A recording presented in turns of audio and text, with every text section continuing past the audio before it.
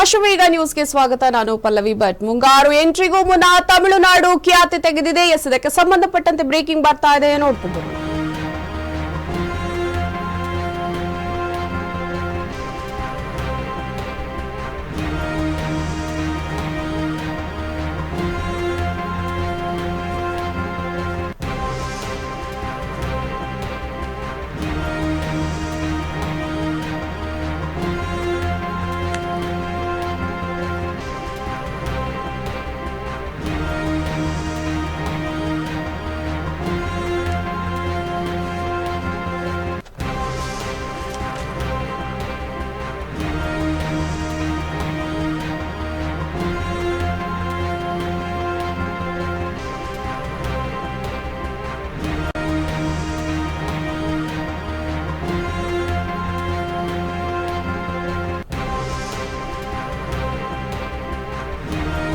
ಮುಂಗಾರು ಎಂಟ್ರಿಗೂ ಮುನ್ನ ತಮಿಳುನಾಡು ಮತ್ತೆ ಇದೀಗ ಖ್ಯಾತಿಯನ್ನ ತೆಗೆದಿದೆ.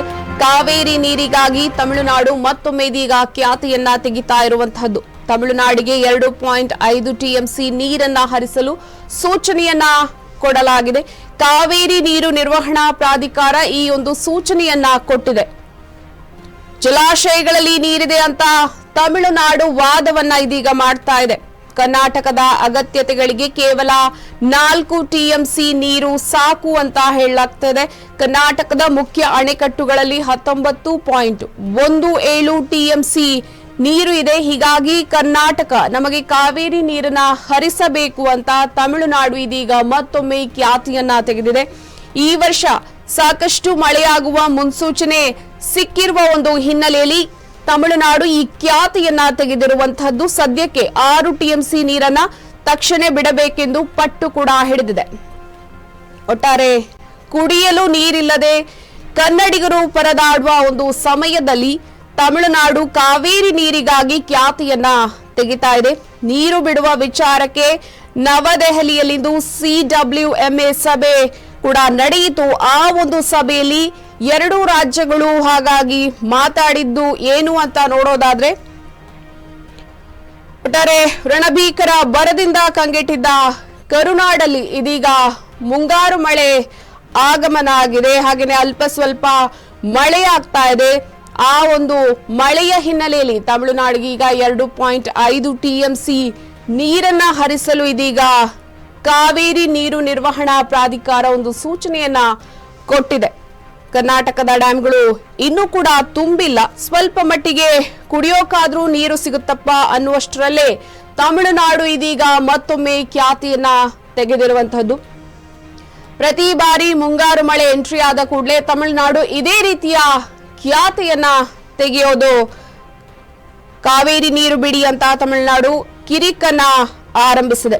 ದೆಹಲಿಯಲ್ಲಿ ಕಾವೇರಿ ನೀರು ನಿರ್ವಹಣಾ ಪ್ರಾಧಿಕಾರ ಸಭೆ ಕೂಡ ನಡೆಯಿತು. ಸಭೆಯಲ್ಲಿ ಕರ್ನಾಟಕ ಪ್ರಾಧಿಕಾರಕ್ಕೆ ಮನವರಿಕೆಯನ್ನ ಮಾಡಿಕೊಟ್ಟಿದೆ.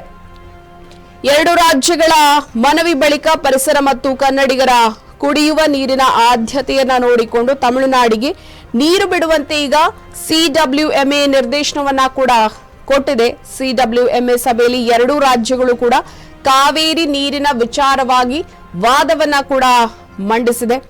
ಕರ್ನಾಟಕದ ಅಗತ್ಯತೆಗಳಿಗೆ ಸದ್ಯ ಈಗ 4 ಟಿಎಂಸಿ ನೀರು ಸಾಕಾಗಬಹುದು. ಮುಖ್ಯ ಅಣೆಕಟ್ಟುಗಳಲ್ಲಿ 19.17 ಟಿಎಂಸಿ ನೀರು ಇರುವ ಒಂದು ಹಿನ್ನೆಲೆಯಲ್ಲಿ 4.4 ಟಿಎಂಸಿ ನೀರು ಸಾಕಾಗುತ್ತೆ ಅನ್ನುವಂಥದ್ದು ಈಗ ತಮಿಳುನಾಡಿನ ವಾದವಾಗಿದೆ.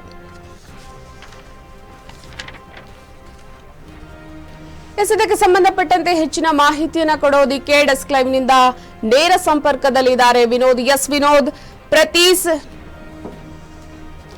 ಸಂಪರ್ಕ ಕಡಿತಗೊಂಡಿದೆ. ಇದೀಗ ಬೆಂಗಳೂರಿನಲ್ಲಿ ಒಟ್ಟಾರೆ ಮುಂಗಾರು ಎಂಟ್ರಿಗೂ ಮುನ್ನ ತಮಿಳುನಾಡು ಮತ್ತೊಮ್ಮೆ ಖ್ಯಾತಿಯನ್ನ ತೆಗೆದಿದೆ. ಕಾವೇರಿ ನೀರಿಗಾಗಿ ತಮಿಳುನಾಡು ಮತ್ತೊಮ್ಮೆ ಖ್ಯಾತಿಯನ್ನ ತೆಗೆದಿರುವಂತಹದ್ದು. ತಮಿಳುನಾಡಿಗೆ ಈಗ 2.5 ಟಿಎಂಸಿ ನೀರನ್ನ ಹರಿಸಲು ಕಾವೇರಿ ನೀರು ನಿರ್ವಹಣಾ ಪ್ರಾಧಿಕಾರ ಒಂದು ಸೂಚನೆಯನ್ನ ಕೊಟ್ಟಿದೆ. ಜಲಾಶಯಗಳಲ್ಲಿ ನೀರಿದೆ ಅಂತ ತಮಿಳುನಾಡು ವಾದವನ್ನ ಮಾಡ್ತಾ ಇದೆ. ಕರ್ನಾಟಕದ ಅಗತ್ಯತೆಗಳಿಗೆ ಒಂದು ಕೇವಲ 4 ಟಿಎಂಸಿ ನೀರು ಸಾಕು ಅನ್ನುವಂಥದ್ದು ಈಗ ತಮಿಳುನಾಡಿನ ವಾದ. ಕರ್ನಾಟಕದ ಮುಖ್ಯ ಅಣೆಕಟ್ಟುಗಳಲ್ಲಿ 19.17 ಟಿಎಂಸಿ ನೀರಿದೆ. ಇದಕ್ಕೆ ಸಂಬಂಧಪಟ್ಟಂತೆ ಹೆಚ್ಚಿನ ಮಾಹಿತಿಯನ್ನ ಕೊಡೋದಿಕ್ಕೆ ನಮ್ಮ ಜೊತೆಗೆ ಸಂಪರ್ಕದಲ್ಲಿದ್ದಾರೆ ವಿನೋದ್.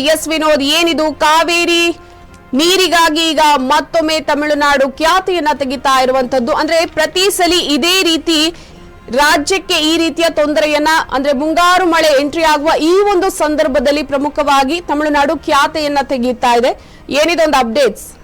ಹೌದು ಪಲ್ಲವಿ, ಏನಂದ್ರೆ ಪ್ರತಿ ಸರಿ ಆ ಒಂದು ಕಾವೇರಿ ನೀರಿನ ವಿಚಾರವಾಗಿ ಮತ್ತು ರಾಜ್ಯಕ್ಕೆ ಪ್ರತಿ ಸರಿ ಹಿನ್ನಡೆ ಆಗ್ತದೆ. ಈಗಾಗಲೇ ಒಂದು ಏನು ಈ ವಿಚಾರವಾಗಿ ಈಗಲೇ ರಾಜ್ಯದಲ್ಲಿ ಬರಗಾಲ ಸಹ ಎದುರಾಗಿದೆ. ಸೊ ಬರಗಾಲ ಎದುರಾಗಿರೋದ್ರಿಂದ ಒಂದು ಪ್ರತಿದಿನ ಅಂದ್ರೆ ನೀರಿನ ಮಟ್ಟ ಈಗಾಗಲೇ ಬರಗಾಲ ಇರೋದ್ರಿಂದ ಪ್ರತಿದಿನ ನೀರಿನ ಮಟ್ಟ ಕಡಿಮೆ ಆಗ್ತಿತ್ತು. ಸೊ ಹಾಗಾಗಿ ಏನು ನೀರಿನ ಅಭಾವ ಎದುರಾಗಿತ್ತು. ಅದರಲ್ಲೂ ಸಿಲಿಕಾನ್ ಸಿಟಿಲಿ ನೀವು ನೋಡ್ತಾ ಇರ್ಬೋದು, ಕೆಲವಿಷ್ಟು ಭಾಗದಲ್ಲಿ ಪ್ರತಿ ಒಂದು ತಿಂಗಳಿಗೆ ಅಥವಾ 20 ದಿನಕ್ಕೆ ಒಂದ್ಸರಿ ಒಂದು ಕಾವೇರಿ ನೀರು ಬರುವ ಸಿಚುವೇಶನ್.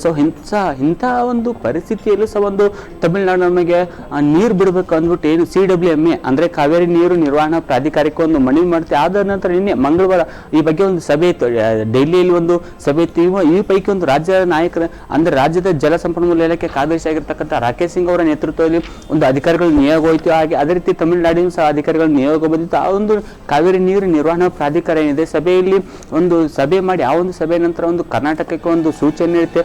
ಪ್ರತಿ ಅಂದ್ರೆ 2.5 TMC ನೀರನ್ನು ಅಂದ್ರೆ 2.5 TMC ನೀರನ್ನು ತಮಿಳುನಾಡಿಗೆ ನೀವು ಬಿಡಲೇಬೇಕು ಅಂತ ಅಂದ್ಬಿಟ್ಟು ಒಂದು ಸೂಚನೆ ಇರುತ್ತೆ. ಸೊ ಆ ಸೂಚನೆಯಿಂದ ಒಂದು ಈ ಒಂದು CWMA ಒಂದು ನಿರ್ಧಾರಕ್ಕೆ ಒಂದು ರಾಜ್ಯ ನಾಯಕ ಒಂದು ರಾಜ್ಯದಲ್ಲಿ ಎಲ್ಲ ಕಡೆನೂ ಸಹ ಒಂದು ಆಕ್ರೋಶ ಎದುರಾಗ್ತಿದೆ. ಈಗಾಗಲೇ ಏನು ಕಳೆದ ದಿನಗಳಿಂದ ಸ್ವಲ್ಪ ರಾಜ್ಯದಲ್ಲಿ ಮಳೆ ಆಗ್ತಿರೋ ಕಾರಣದಿಂದ ಈಗಾಗಲೇ ಪ್ರತಿದಿನ ಒಂದು ಏನು ಕೊಡಗು, ಮೈಸೂರು, ಮಂಡ್ಯ ಈ ಭಾಗದಲ್ಲಿ ಮಳೆ ಆಗ್ತಿರೋದ್ರಿಂದ ಕಾವೇರಿ ನೀರಿಗೆ 1832 ಕ್ಯೂಸೆಕ್ ಒಳ ಹರಿವು ಸಹ ಹೆಚ್ಚಾಗಿದೆ. ಈಗಲೇನು KRS ಡ್ಯಾಮ್ನ ಶೇಕಡ ಅಂದ್ರೆ 81 ಅಡಿಯಷ್ಟು ನೀರು ಪ್ರಸ್ತುತವಾಗಿ ಇರತಕ್ಕಂಥದ್ದು. ಸೊ ಹೀಗೆ ಎಲ್ಲೋ ಒಂದ್ ಕಡೆ ನಾವು ನೋಡ್ತಾ ಪ್ರತಿ ಸರಿ ಇದೇ ತರ ಒಂದು ರಾಜ್ಯಕ್ಕೆ ಹಿನ್ನಡೆ ಆಗ್ತಿದೆ ಅಂತಂದು ಹೇಳಾಗ್ತಿದೆ ಪಲ್ಲವಿ. ಅದೇ ರೀತಿ ಈಗ ನೀರು ಬಿಡಿ ಅಂತ CWMAಗೆ ತಮಿಳುನಾಡು ಏನೊಂದು ಅರ್ಜಿಯನ್ನ ಸಲ್ಲಿಸಿದೆ. ಹಾಗಿದ್ರೆ ಇದು ಯಾವಾಗಿಂದ ಈ ತರದ ಒಂದು ಸಮಸ್ಯೆ ಎದುರಾಗಿದೆ, ಮತ್ತೆ ಕಾರಣ ಏನಿರಬಹುದು ಅಂತ? ಹೌದು ಪಲ್ಲವಿ, ಈಗ ಕಾವೇರಿ ನೀರಿನ ವಿಚಾರವಾಗಿ ಇದೇ ಸರಿ ಇಲ್ಲ, ಹಲವಾರು ಬಾರಿ ಕಳೆದ ದಶಕಗಳಿಂದಲೂ ಸಹ ಒಂದು ಈ ತರ ಒಂದು ಕಾವೇರಿ ನೀರಿನ ಸಮಸ್ಯೆ ಉದ್ಭವ ಆಗಿದೆ. ಈಗಾಗಲೇ ಏನು ದೇವೇಗೌಡರು ಏನು ಪ್ರಧಾನಮಂತ್ರಿ ಆಗಿದ್ರು ಆ ಒಂದು ಸಂದರ್ಭದಲ್ಲಿ ಒಂದು ರಾಜ್ಯಕ್ಕೆ ಇಷ್ಟೊಂದು ನೀರು ಸಿಗತಕ್ಕಂಥ ಒಂದು ಪುಣ್ಯ ಅಂದ್ರೆ ಅದಕ್ಕೆ ಮಾಜಿ ಪ್ರಧಾನಿ ದೇವೇಗೌಡರು ಅವರೊಂದು ಪ್ರಧಾನಮಂತ್ರಿ ಇದ್ದಿರತಕ್ಕಂಥ ಒಂದು ಸಮಯದಲ್ಲಿ ರಾಜ್ಯಕ್ಕೆ ಇಷ್ಟು ನೀರು ಬಿಡಲೇಬೇಕು ಅಂತ ಅಂದ್ಬಿಟ್ಟು ಹಠ ಮಾಡಿ ಒಂದು ಆದೇಶವನ್ನು ಪಾಸ್ ಮಾಡ್ತಾರೆ. ಸೊ ಆದ್ರಿಂದ ಒಂದು ಕಾವೇರಿ ನೀರಿಗೆ ಎಷ್ಟೊಂದು ನೀರು ಸಿಗತಕ್ಕಂಥ ಒಂದು ಪ್ರಸ್ತುತ ಸಿಗ್ತಿದೆ. ಅದೇ ರೀತಿ ನಾವು ನೋಡ್ತಾ ತಮಿಳುನಾಡು ಮುಂದೆ ವಾದ ಏನಂತ ನಾವು ಸ್ಪಷ್ಟವಾಗಿ ನೋಡಿದ್ರೆ ಮೇ ತಿಂಗಳಲ್ಲಿ ನಮಗೆ 6 TMC ನೀರು ಬೇಕು ಅಂತ ಅಂದ್ಬಿಟ್ಟು CWMA ಮುಂದೆ ತಮ್ಮ ವಾದವನ್ನು ಮಂಡನೆ ಮಾಡಿತ್ತು. ಸೊ ಆ ಒಂದು ವಾದ ಮಂಡನೆ ಅಂದ್ರೆ ರಾಜ್ಯದ ಒಂದು ವಾದವೂ ಸಹ ಇತ್ತು. ರಾಜ್ಯದಲ್ಲಿ ಬರಗಾಲ ಇದೆ, ಅದರಲ್ಲೂ ಬೆಂಗಳೂರಿಗೆ ಪ್ರತಿ ತಿಂಗಳು 1.5 TMC ಕುಡಿಯೋ ನೀರು ಬೇಕು. ಸೊ ಹಾಗಾಗಿ ನಮಗೆ 6 TMC ನೀರು ಬಿಡಕ್ಕಾಗಲ್ಲ ನಾವು ಅಂದ್ಬಿಟ್ಟು ಸಹ ಒಂದು ರಾಜ್ಯದ ಸಹ ಒಂದು ವಾದ ಮಂಡನೆ ಮಾಡಿತ್ತು. ಅದಾದ ನಂತರ ಈಗ ಒಂದು ರಾಜ್ಯ ತಮಿಳುನಾಡಿನ 6 TMC ನೀರನ್ನು ಸಹ ಒಂದು ವಾದ ಮಾಡ್ತು, ಮತ್ತೆ ನಮ್ಮ ರಾಜ್ಯನೂ ಸಹ ಅಷ್ಟು ಬಿಡಕ್ಕಾಗಲ್ಲ ಒಂದು ವಾದ ಒಂದು ಆಲಿಸಿದ ನಂತರ CWMA 2.5 TMC ನೀರು ಬಿಡ್ಬೇಕಂತೂ ಸಹ ಒಂದು ಕಟ್ಟುನಿಟ್ಟಿನ ಸೂಚನೆ ನೀಡ್ತು. ಸೊ ಅದೇ ರೀತಿ ನಾವು ಈ ನೀರಿನ ವಿಚಾರದಲ್ಲಿ ಯಾಕೆ ರಾಜ್ಯಕ್ಕೆ ಹಿನ್ನಡೆ ಆಗುತ್ತಿದೆ ಅಂದ್ಬಿಟ್ಟು ನಾವು ನೋಡಿದ್ರೆ ನಮ್ಮಲ್ಲಿ ರಾಜ್ಯ ನಾಯಕರು ಹೊಂದಾಣಿಕೆ ಇಲ್ಲ.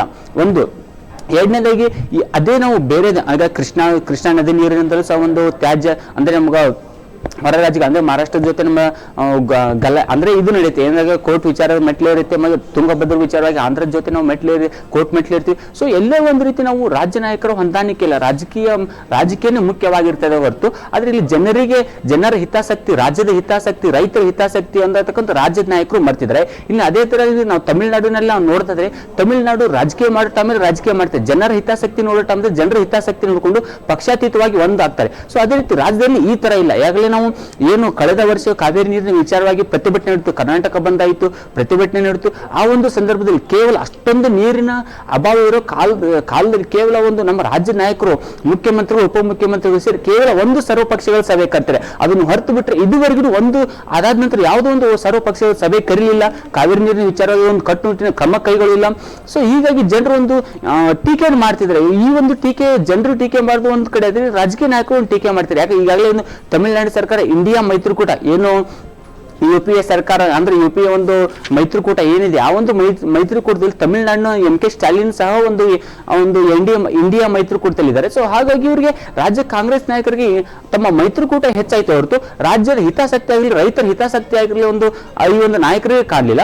ಸೊ ಅದೇ ರೀತಿ ಈಗಾಗಲೇ ಬರಗಾಲ ಇದೆ, ಈ ವರ್ಷ ಸಹ ಒಂದು ಮಳೆ ಆಗೋದಿಲ್ಲ ಅಂದ್ಬಿಟ್ಟು ಈಗಾಗಲೇ ಹವಾಮಾನ ಇಲಾಖೆ ರಾಜ್ಯಕ್ಕೆ ಒಂದು ವರದಿಯನ್ನು ಕೊಟ್ಟಿದೆ. ಸೊ ಹಾಗಾಗಿ ಒಂದು ರಾಜ್ಯ ಸರ್ಕಾರ ಒಂದು ತಮಿಳುನಾಡಿಗೆ ನೀರು ಹರಿಸೋದಾದ್ರೆ ಏನು ಸರಿಯಾದ ಒಂದು ಕ್ರಮ ಕೈಗೊಂಡು ಸರ್ವಪಕ್ಷಗಳ ಸಭೆ ಕೈಗೊಂಡು ಜನರ ಹಿತಾಸಕ್ತಿ ನೋಡಿಕೊಂಡು ನೀರು ಹರಿಸಬೇಕು. ಮತ್ತೆ ಪ್ರಬಲವಾದ ವಾದವೂ ಸಹ ಒಂದು CWMA ಮಂಡನೆ ಆಗ್ತದೆ. ಸೊ ಹಾಗಾಗಿ ಒಂದು ನಮ್ಮ ರಾಜ್ಯ ವೈಫಲ್ಯ ಆಗ್ತಿರೋ ಮುಖ್ಯ ಕಾರಣ ಅಂದ್ರೆ ಇದೇನೆ ಪಲ್ಲವಿ.